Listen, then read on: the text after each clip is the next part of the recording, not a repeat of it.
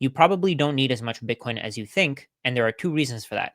Number one, the scarcity. There is only ever going to be 21 million. And number two, the divisibility. Each Bitcoin can be split into an infinite number of units. In this video, I want to go into this in depth. Let's get started. I want to start with talking about the scarcity of Bitcoin. Most people still have no idea that there are only ever going to be 20,999,999 Bitcoin, and then another fraction of Bitcoin because you can split Bitcoin infinitely. So we can see here that the schedule for Bitcoin's creation, production is rigid. Nobody can change this. Nobody can stop this from happening. There's a group of people all around the world who are working as hard as they can to create more Bitcoin. And no matter what they do, they can't speed this up. They can't increase it. They can't change this total supply. We can see here from January 3rd, 2009 to November 28th, 2012, in total, there were 7,200 Bitcoin produced per day, 50 Bitcoin every 10 minutes. In total, this equals to 5 billion Satoshis. Satoshis are a smaller unit of Bitcoin. Each Bitcoin can be split into 100 million units. And you can see that from this chart here. One Bitcoin is 100 million Satoshis. 0.1 Bitcoin is 10 million Satoshis. 0.01 Bitcoin is a million Satoshis, and so on. It keeps going until you have one Satoshi, which is 0.000000001 Bitcoin, or 1/100 millionth of a Bitcoin. And over time, you're seeing from the Bitcoin price in terms of US dollars that the market is recognizing that Bitcoin is the best asset in the world. You can see here, at one point, you could buy 10 billion Satoshis for $1. At the time, one Bitcoin was only 1 cent. This was in February of 2010. A few months later, in July of 2010, the cost of one Bitcoin went to 10 cents. So now you could buy 1 billion Satoshis for $1 or 10 Bitcoin. Eventually, the people who were willing to sell their Bitcoin for this price ran out. There was more and more competition to produce Bitcoin, so the cost of producing Bitcoin increased. At one point, it was nearly free to produce Bitcoin because you could just do it from your computer. You could just use the power source that your computer is using already. Today, the cost of producing Bitcoin has increased. I don't know what the exact cost is, but it's close to whatever the market price is right now because more and more people are competing to produce Bitcoin. Anybody who competes to produce Bitcoin is providing security to the Bitcoin network, and they're getting rewarded in Bitcoin for doing so. So you can see here as the competition to mine Bitcoin, to create more Bitcoin, and the competition to buy Bitcoin kept increasing, Bitcoin rose another 10x a few months later in February of 2011. It was up to $1 per Bitcoin. In June of 2011, you can see here, it was up to $10 per Bitcoin. And over time, again, the people who were willing to sell their Bitcoin at these prices ran out and the price kept increasing. Today, it's about $112,000. So at one point, you could buy 10 billion Satoshis for $1. Today, you can only buy 893 Satoshis for $1. Another angle to look at this from is that as the price of Bitcoin goes up, the cost to acquire a certain percentage of the network is also rising. So you can see here, February of 2010, you could buy 0.000476% of the entire network for $1. $1 would buy you 10 billion Satoshis. So you could buy 10 billion out of the total 2.1 quadrillion Satoshis that would ever exist. And over time, this number will keep decreasing and decreasing. It'll keep adding a zero to the right of the decimal. So you can see here, there's 3 zeros here. There's 4 zeros here. I'll zoom in a little bit. There's 4 zeros here. There's 5 zeros here. There's 6 zeros here. So the percentage of the network that each dollar buys is going to keep decreasing. Today, you can see here, the amount of Bitcoin that you buy is much, much smaller as a total percentage compared to what you could buy in February of 2010. As more people figure out what Bitcoin is, they're going to bid a higher and higher amount to pay for that Bitcoin. They're going to offer you more and more money to take your Bitcoin from you because if you own Bitcoin, that means that they can't have that Bitcoin unless they convince you to give it to them. So you can see here, the supply keeps decreasing. The total number of Bitcoin per day keeps decreasing. The total number of Bitcoin to exist is reaching a maximum. And after it reaches that maximum, there will never be any more. And something interesting to understand here is that after 2036, there's only ever going to be 164,000 new Bitcoin created. You can see here that in 2032, from 2032 to 2036, there will be 164,000 Bitcoin. And after that, you can see here the amounts just keep dropping and dropping. If you add these all up, you're going to see that it's just under 164,000. You can see the number here. If you want to zoom in, you can. But the key takeaway here is that 99.2% of the total supply will already be mined before 2036. So if you figure out how Bitcoin works after 2036 and you're trying to get as many of your Satoshis as you possibly can, how much are you going to be paying by that time? As more people figure out what Bitcoin is, they're willing to give more and more dollars for that Bitcoin. And in the meantime, the US government will continue to print more and more dollars. It'll continue to devalue your savings. So, as more people figure this out, as more people figure out that Bitcoin is the best performing asset of all time, they're going to be willing to give you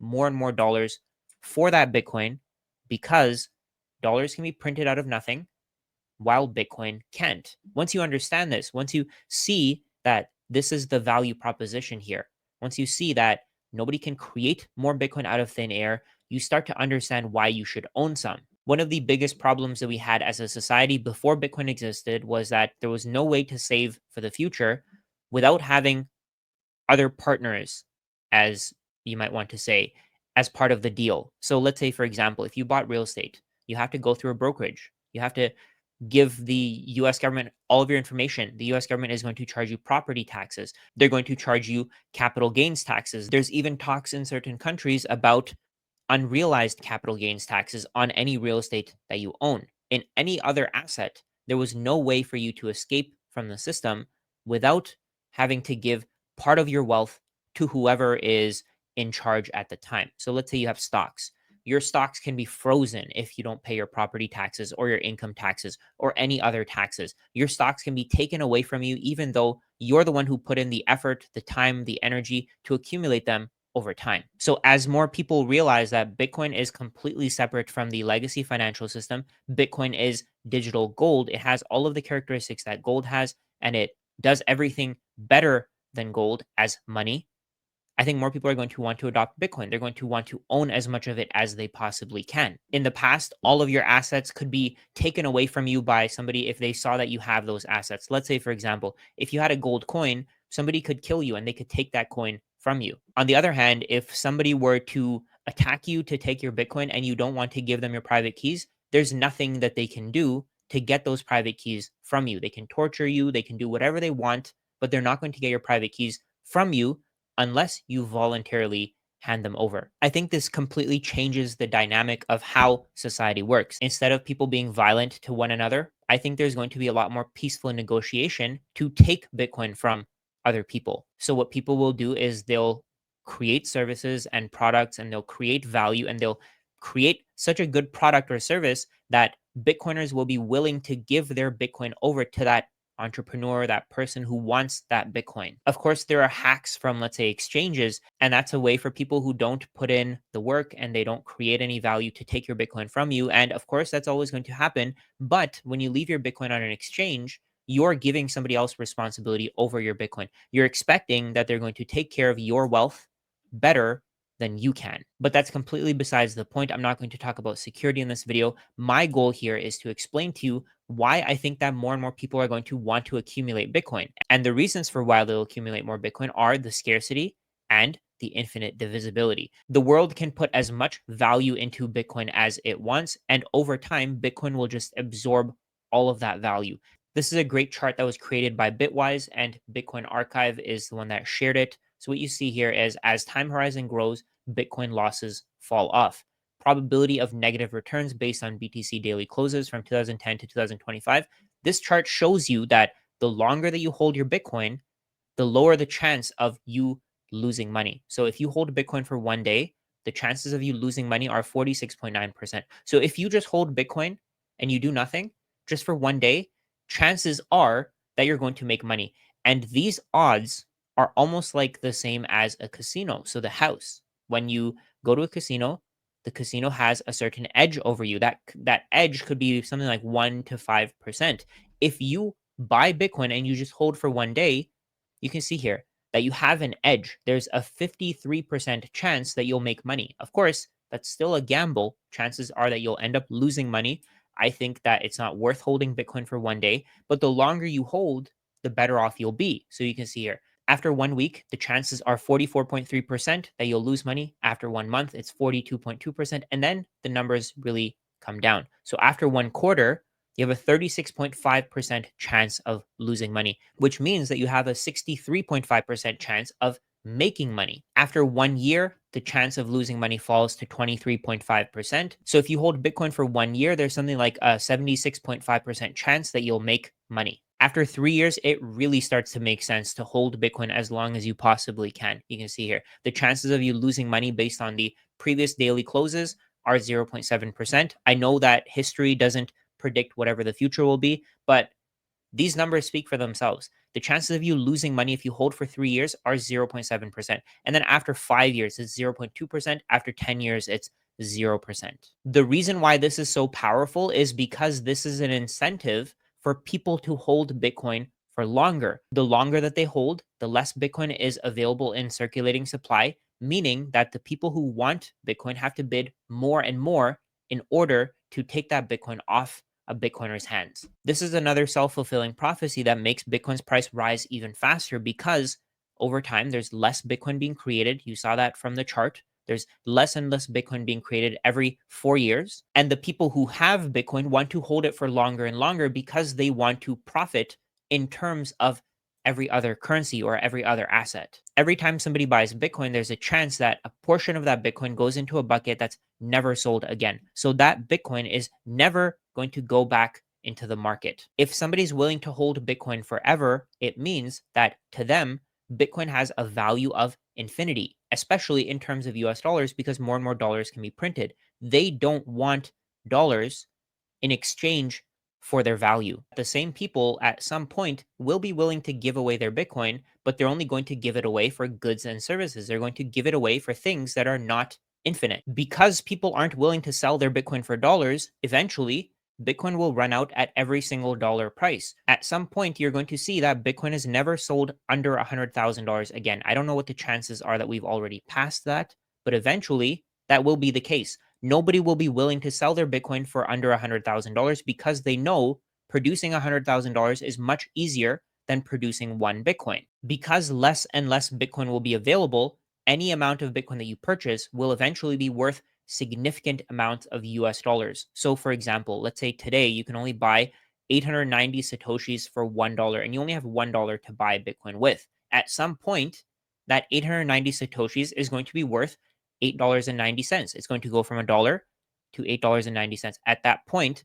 one Bitcoin will be worth $1 million. When one Bitcoin is worth $10 million, that 890 Satoshis is going to be worth $89. Then when Bitcoin is worth $100 million, and I know a lot of people are probably rolling their eyes at me thinking this guy's crazy. There's no way Bitcoin is going to $100 million. When it does, that 890 Satoshis is going to be worth $890. If you're consistent with your Bitcoin purchases and you keep buying over time, you're going to see that the value that you've accumulated is significantly more than whatever value you could have had if you just held on to dollars. So for example, if you put $1 into Bitcoin every single month, Bitcoin keeps growing at 25% per year. You keep buying $1 worth of Bitcoin every month for the next 30 years, you're going to have put in $360, but your portfolio would be worth $48,000. Your investment of $360 would only be 0.74% of your total portfolio value. And again, I know you're probably thinking that $48,000 isn't going to do anything for you in 30 years, but think about if you were to increase these numbers. If you're creating more value than you consume, your goal should be to have as much Bitcoin as you possibly can. And then afterwards, you can do whatever you want with it. You'll have more freedom. You'll have more choice to do whatever you want with your time and your life. Most people can never get to one Bitcoin. They can never get to zero point 0.1 Bitcoin. Most people will actually never even get to a million Satoshis. So 0.01 Bitcoin. If you can get to those points, It doesn't mean that you just stop buying. If you keep creating value and you keep directing that value, that energy that you create into the Bitcoin network is going to reward you tenfold. At some point, the entire world is going to be using Bitcoin as money, and you're going to see prices quoted in Satoshis. And whatever the dominant currency in that region is, maybe you'll have to pay in that, but Satoshis will be the world reserve asset. Instead of buying once a month for the next 30 years and having a total of 53,547 Satoshis accumulated, you could buy once a week. You're going to have accumulated 231,846 Satoshis. This is, compared to the entire network's total supply, this is 0.000000011% of the entire supply. Over the next 30 years, if you find some way to buy $100 worth of Bitcoin every single week, you're going to have accumulated 0.23 Bitcoin, or 23,184,637 Satoshis. You're going to have accumulated a fixed percentage of the network's total supply of Satoshis. You would own this number of Satoshis, and nobody can change this. Nobody can stop you from owning this. Nobody can take this Bitcoin away from you. This is value that you created and you put into Bitcoin $100 per week. You put this into Bitcoin, and over time, Bitcoin is going to keep rewarding you. Your $156,000 investment over the next 30 years will be worth 20.9 million US dollars. And I know that a lot of people think that 25% is ridiculous, thinking that Bitcoin is going to grow that fast. I don't think it is, because the US dollar can keep losing value forever. The US dollar can lose 99%, then it can lose another 99%, then it can lose another 99%. And this can keep happening forever. Nobody can stop it from happening. It will continue to happen as long as more and more dollars are being printed and added to the economy. If you can't afford $100 a week, that's perfectly fine. Go with $1 a week, and then over time ramp that up if you can. Over the next 30 years, if you can only put that $1 per week into Bitcoin, you would accumulate 232,000 Satoshis.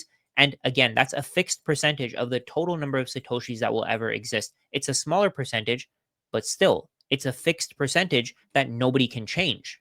After 30 years, your portfolio would be worth $210,000. And again, you would have only put in $1,500 to get this $209,000. So your investment would only be 0.74% of your total portfolio. But now you have this asset that nobody can manipulate, nobody can change, nobody can stop it from working the way that it's supposed to. Nobody can make it so that that asset is no longer in existence. As more people want to accumulate Bitcoin, the value will go up, the price will go up. Everything about Bitcoin will go up as more people want to join it, because Bitcoin is a network based money. As more people want to participate in this network, the value of the network rises because more goods and services are available to be bought and sold for Bitcoin. So get your hands on whatever you can. There's a finite amount available. This is the only asset that has a finite supply that nobody else can change. We have no idea how much gold exists. We have no idea how many shares of any company will exist in the future, but we know for a fact that there are just under 21 million Bitcoin in total. Even if you can get your hands on 100,000 Satoshis, I think that that 100,000 Satoshis will be worth something in the future. I would say that the best thing you can do here is be consistent, keep accumulating, keep buying as much as you can, $20, $50, $100 a week, whatever you can buy. If you can buy more than that, that's great. If you can't, that's perfectly fine. Put in whatever you can. Your goal here should be to increase the percentage of the network that you own, because if everything is eventually priced in Satoshis, it means that whatever you have will be worth more, because people will want what you have. You'll want what they have. Eventually, everything will be priced in Satoshis because everybody on Earth will want more Bitcoin. Everybody on Earth wants more money. If you go to some random person, you ask them, do you want more money? They will 100% guaranteed say that they will. As more and more people figure out how Bitcoin works and what it is, they'll offer you more and more dollars. Don't get shaken out. Don't give away your Bitcoin. Keep your Bitcoin for as long as you can. Create more value, produce more value, buy as much Bitcoin as you possibly can. And I think that in the next 15, 20 years, you're not going to regret it.